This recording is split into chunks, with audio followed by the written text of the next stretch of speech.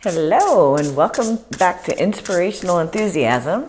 I am Lori Petty, and today we're going to be talking about the energies for March and what messages come up. I wasn't sure if I wanted to do like all the signs, but what was coming to me is to actually just do a collective energy reading for March. So just a little housekeeping. So if you resonate with the reading, some things will resonate, some things may not. Take what you like and leave what you don't. Sometimes you can be listening as from somebody else's point of view. That's typically in readings that are about signs, but I've still found that there can be cross-watcher opportunities in general readings. You'll understand if you happen to get that hit. So what else? If you like the videos, please subscribe, like, and share so more people can get notifications about the readings. And let's see, anything else? I think that's it. So without further ado, let's see what the energy is. I will say that I've been feeling, we have a lot of Piscean energy going on right now. So we're in Pisces, and we have a stellium in Pisces.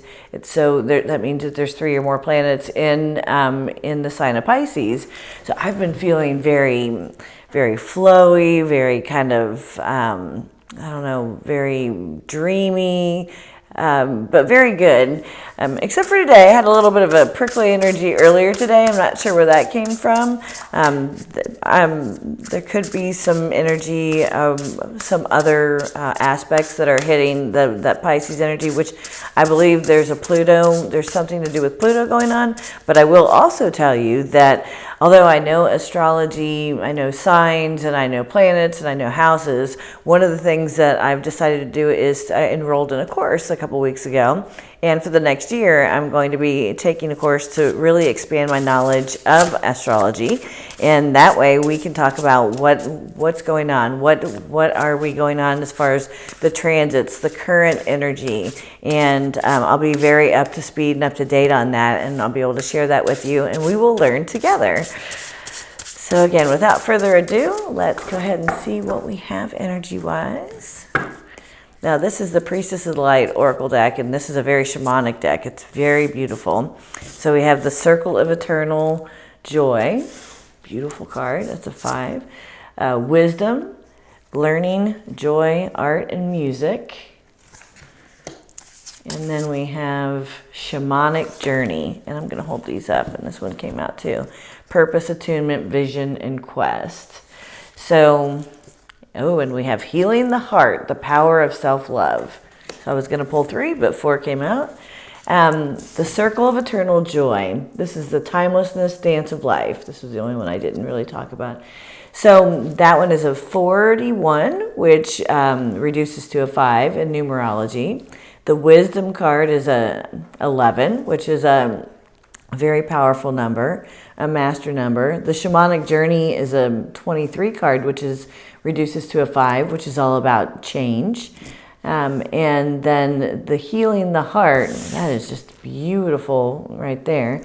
That's a 9, so that's the end. That's the end of a cycle. So I'm doing this reading a little bit different today just because this is what's coming to me. So I like to go with the flow and not be too rigid in the readings. It's whatever is supposed to happen happens.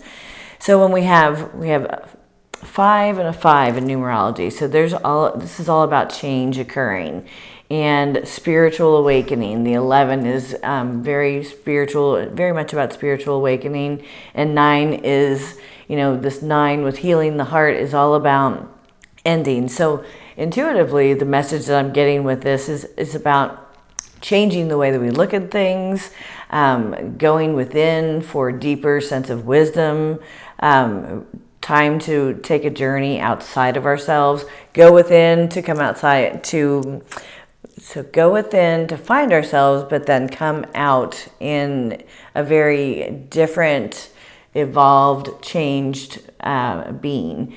And all of this also has to do with healing the heart, healing our wounds, healing the past. So again, these cards are so beautiful. It's about learning and moving forward. And Piscean energy also is very creative. So I don't know about any of you watching, but lately I have had a huge desire to craft and to create things. I went to a bead show on Friday and bought a bunch of beads to make more jewelry, because I make bracelets and I sell them.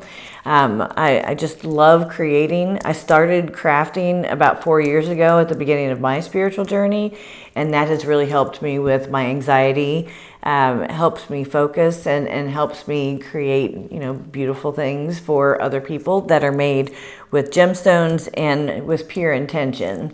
So again, I'm in that real crafting energy right now, which I love. Other things, creating, learning. It's a good time to learn. So again, I started that astrology class. It actually starts this week, and I am personally in a voracious knowledge mode, which some of you may resonate with as well. So crafting, learning, that is a Piscean. Those are very Piscean traits. So what we'll do now is we'll go into the tarot and see what details are coming through with this overlying message. So we've got the Moon card, the Hanged Man, the Queen of Swords, the Sun, Nine of Cups, Ace of Pentacles, Three of Swords, Three of Pentacles, and the Two of Cups. So and then I always pull the card underneath that represents your shadow side, the self-conscious, the subconscious. Maybe it is self-conscious. But it's pretty powerful in the beginning. The Moon card is Pisces. So we're talking about Pisces, and Pisces comes out, and it's interesting because the Moon and the Sun come out directly together. So it's like working through all of your shadow side, all the things that are all the traumas from the past. This is a very intense time where we're moving through, again, I talk a lot about awakening on my channel because I've been through that, and I'm around a lot of people that are going through that, a lot of clients that I deal with. They're seeing me because of that. And this moon is, like I said, shadow, secrets, really coming to terms with the things that have held you back and you're not able in the past to move on from. The next card is the Hanged Man, and it's seeing things differently. So you're dealing with your shadow side. You're at the point now where you're ready to really look at things differently. So was the trauma so awful that you can't move on from? No. The trauma is something to learn from. Everything in our life that happens to us, to me, and to many people, is lessons. And if you look at that trauma as lessons, it takes the sting out of it, and it takes that victim mentality that we can get stuck in out of it. So this is all about seeing things differently. And then the Queen of Swords moving into that energy is time to get serious. Time to get serious about moving forward. We can be very loving with that feminine energy and accepting and allowing time to do that, but also time to really keep your boundaries in check. Don't let people overstep your boundaries. Make sure that you know what they are. A lot of times people talk about having boundaries, and then when it comes down to it, you don't know if they're overstepping them because you're not really sure what they are. So make sure that you're very comfortable with understanding them. So as an example, if somebody texts you and you want a little bit of time, you're not ready to respond right away, you are allowed to take your time to respond when you are ready. Some people may say to you, well, why didn't you respond right away? Well, that's your boundary. Your boundary is, okay, I was doing something, or I was relaxing, I wasn't ready to respond. So what I'm going to do is I will respond in a timely fashion when I am ready. So just a simple example of how to set boundaries. Lots of different ways to set boundaries. So moving forward, we're moving into the Sun. This is, we're moving into a warmer time. We're for some of us, right? I know some of the people up in the north or other areas may still be experiencing cold temps, but we are starting to move into the springtime. Typically March can be a little bit warmer in some places, in not all places, but it's also symbolic of moving into a happier time, a time to sow your oats, if you will, to be playful, to be joyful, to let go of all of the heaviness. Because right now in our world, there's a lot of heaviness. There's a lot going on in different areas that is very traumatic for people. But this message is talking about, finding your joy, being joyful. And for some people, and I can say this from my point of view, is that there's always been a time in my life, or there was a time in my life, where I felt guilty about being happy if everybody else wasn't happy, or if there were people in other parts of the country or other countries that weren't happy. But it's just the opposite. The more that we can sit in our joy and express our joy, the higher the vibration rises, and that is contagious, and that will continue to help raise the vibration for others. So sitting in your joy and being very comfortable with that, finding things that make you joyful, go outside, grounding, walk in the grass barefoot, just really enjoy nature, enjoy your family, enjoy your friends, have fun. And then we move into this Nine of Cups energy, which is about, once you do that, once you're sitting in your joy, then that gets you to that wish granted, that gets you to that happy place, that place of love, high vibration. Cups are all about love and emotions. So exercising that joy puts you in that happy place, which makes you, the Ace of Pentacles makes you step into something new, a new work, a new job, something new physical, just something new coming to you. Once you are in that good vibration, then fun new things are coming your way. It's really feels very symbolic of again, like I said, wish granted. As you think about what you want, and we're going into a new moon in Pisces, which is really interesting in the next day. New moons are all about manifesting what you want. It's the beginning of a cycle. So as you think about what you want, you can manifest so much more easily in this energy, and especially with what we have going on here, that being in that joy, being in that high vibration will help you do that. Now, as we move further down in the reading, what I do see is just having a hard time. This Three of Swords is something bothering you about the past. We're in our joy, we're seeing things different, and just be really careful not to go back into that old victim mentality. Things happen, things that are not happy, things that are challenging. But instead of dwelling on the past, let's find a way to move forward. And right next to it is the Three of Pentacles, and this is about creating something new, about newness, about coming together. And it's not usually about newness, but I'm getting a strong message about letting go of the past and walking into the new, working together. And there's a lot here about coming together. And I've seen a lot of that in different things lately that have come across media, where we are in a really tough time globally, but I am seeing a lot of people start to come together. And that's, again, what we need to do, and that will help raise the vibration. Instead of attacking others and judging others, let's work on holding space for others.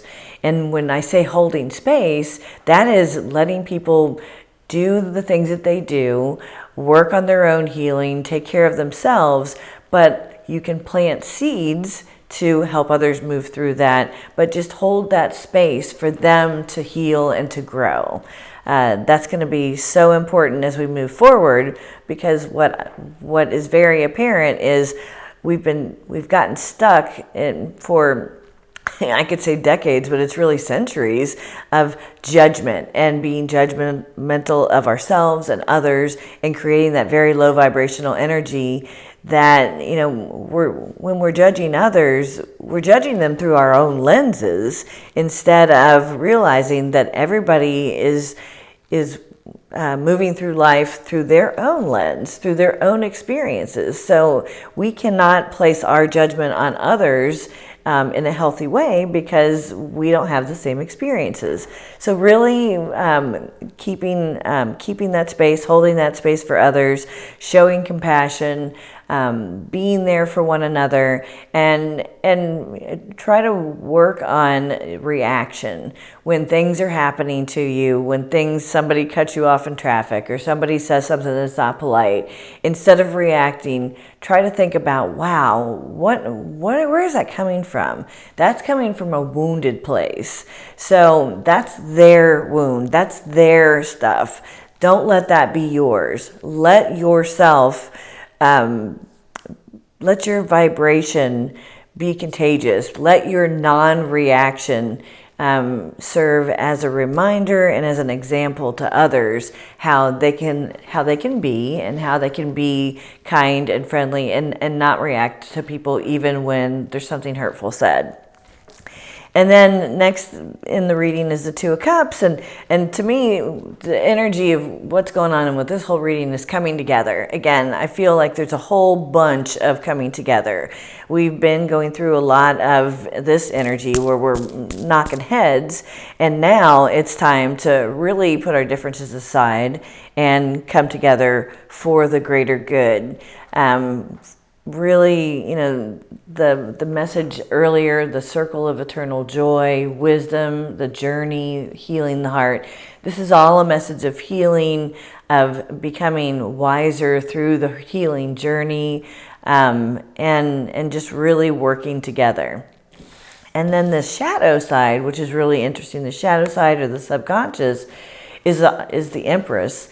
And I feel like this is indicative, and it's another 3. So we have a lot of 3s that are, that are coming together, me, myself, and us. So together, a 3 can symbolize the us.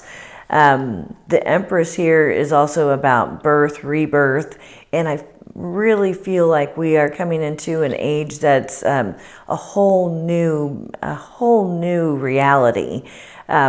And we, again, have to just try to stay as positive as possible.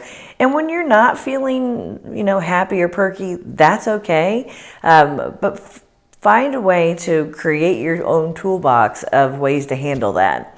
So with me, some of the things that I do is I find friends that I can reach out to. I find hobbies that I could do that'll keep me busy. I read, I listen to books. There's so many different things that you can do that can help you out of those funky moods, or those prickly moods, I like to call them. So when you're feeling like that, just find a healthy way, a healthy substitute, or a healthy outlet to work through that. So back to the Empress. So this is about being reborn. This is about seeing things differently. This is about rebirth. This is about retraining yourself and how to deal with things. So when things get tough, don't just, lash out. Make sure that you're finding those healthy outlets to work through that heavy energy. All right, so I'm going to do a little bit more here. Let's see what else we have going on. So I want to do, what is the message from our collective higher self? What do we need to know?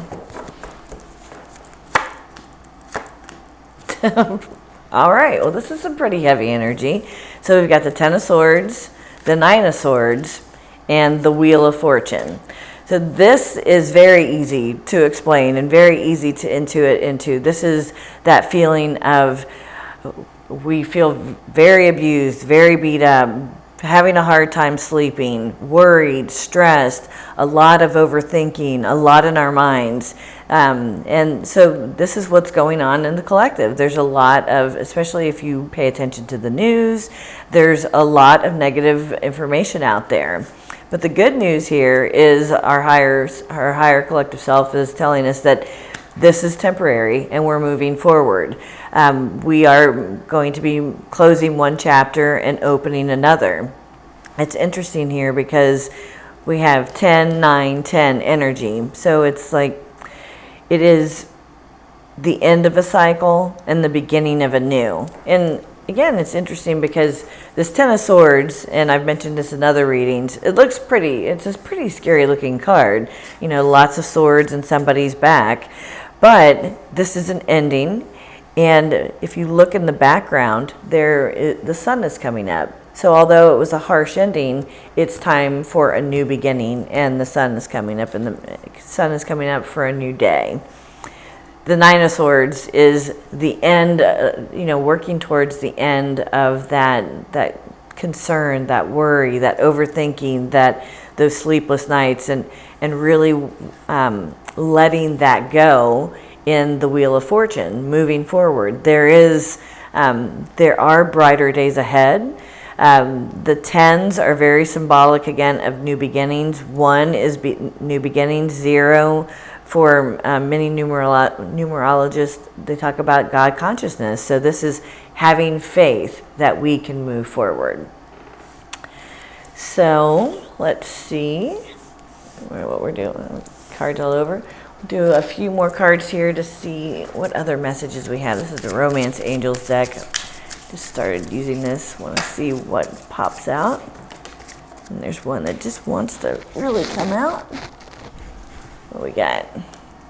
So it is safe for you to love, children, unrequited love, codependency, and release your ex. So since this is a collective reading, it's different when I do private readings, but this is, it's safe to love. It's safe for us to come out. It's safe for us to love each other. It's safe to show your emotions, to let others know how you feel. And I really feel the children is, if you have a hard time, releasing anger and frustration, think about doing it for the children. That's the message that's coming through really loudly to me, is that let's do it for the other generations. Let's do it to make it a better place for our children, for our grandchildren. And really walking away from anything in the past. So this unrequited love, codependency, and releasing your ex, as a for the collective, this is telling me that it's time to learn to live healthier. Release things from the past that are dragging you down. Again, that victim mentality. That unrequited love is, let things go. If it's not for you, then walk away and leave it in the past. A lot of times we struggle with leaving things in the past, but if we don't and we continue to reminisce and ruminate on them over and over again, that leads to depression. So it's time to leave the past in the past. It doesn't do us any good to feel guilty about the past. To stay in the past, but just correct any behavior that you had in the past and move forward. So those are interesting messages. Now I got a new deck, and I'm going to pull at least a couple cards from this new deck. This is the Cosmic Journey Oracle deck. This is really cool messages in here, and I'll have to read them because it's not as simple as intuiting. I might intuit a little bit, but really great messages that they came up with in this book. So let's see what we have here. So your 11-year-old self, we've got another 11, so there's something of spiritual journey here. Your words create worlds, and that's a 44 card. And there are no wrong turns. So I want to read your 11-year-old self. I just got this deck. This is just such a cute deck, and it has some really insightful information in it. So 11, your 11-year-old self. Let's see. And like I said, I'm getting used to this, so give me just a second. Okay. So each evolutionary turn requires you to give up who you think you are. At this threshold you have now come to, you must give up what you thought you were, so you can move into who you truly are. And that's exactly what the whole reading's about.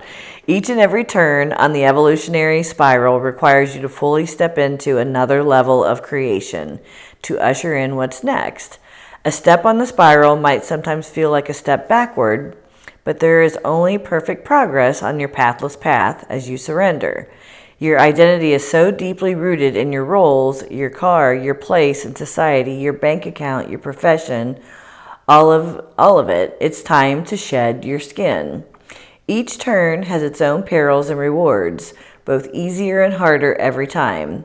Harder to give up what came before, but easier because you know what's coming. Your next leap into galactic emergence.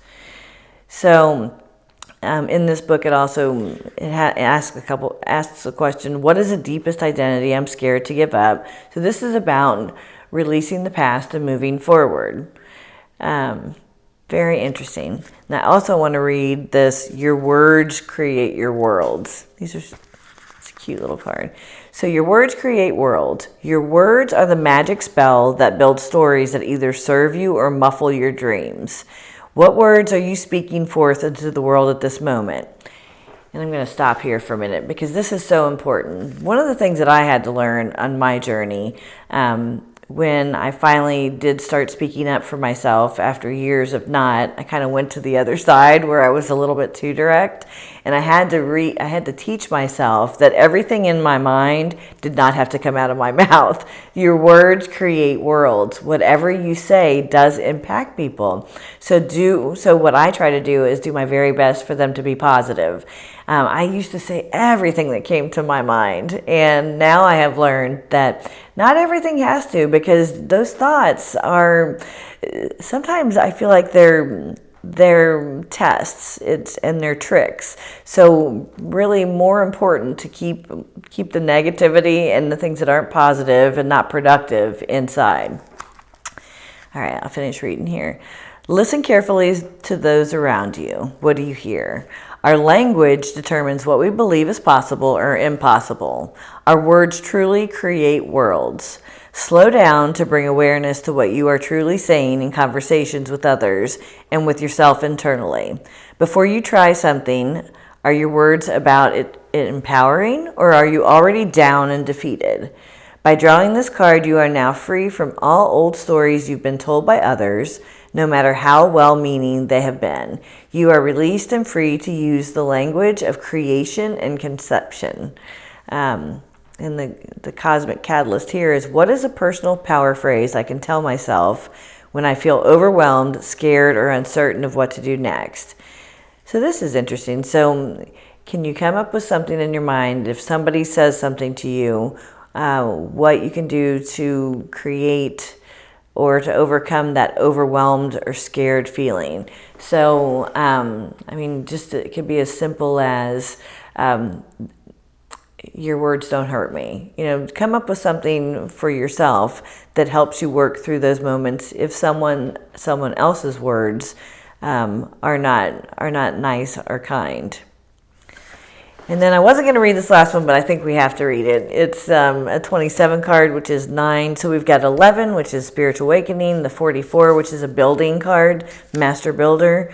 More about foundation, actually, more about our foundation and our structure. So again, I think this is about creating new structure.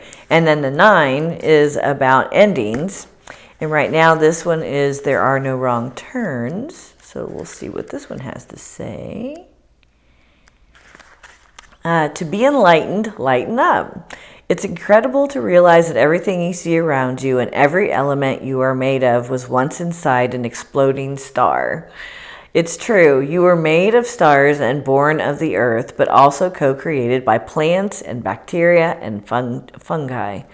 As Carl Sagan put it, the cosmos is within us. We are made of star stuff. We are a way for the universe to know itself. So why are you taking yourself so seriously? What do you want the universe to know of? Darkness and struggle, or light and joy? Your cosmic journey can be whatever you make of it. You get to write your own punchline and finally be let in on the great cosmic joke. Laughter is the greatest medicine. Do you remember the last time you really laughed? Like the belly aching, stomach tightening guffaw? To be enlightened requires you to lighten up. And the cosmic catalyst here, ha ha ha, what's the great cosmic joke? Get creative and draw or sketch it out. So to me, what that is saying is, really find your joy. It's all throughout the message. It's really lighten up. It's let go of the heaviness. It's don't feel like you're a victim of circumstances that are going on. It's really easy for us to get overwhelmed by the media and the darkness and everything that's going on. But it's so, so important for us to rise up and to be joyful, to spread joy, to pay it forward, to help others in order to raise the vibration of everyone else. So the more that we can stay high, the more that everyone else will rise with us. So that's a very beautiful message for this beginning of March and this Piscean new moon and all this new Piscean energy is to the message, the overarching energy is really let go of the past and move forward. And with that, I hope you enjoyed the message and everyone has a lot of peace and love and light in their week. Thanks.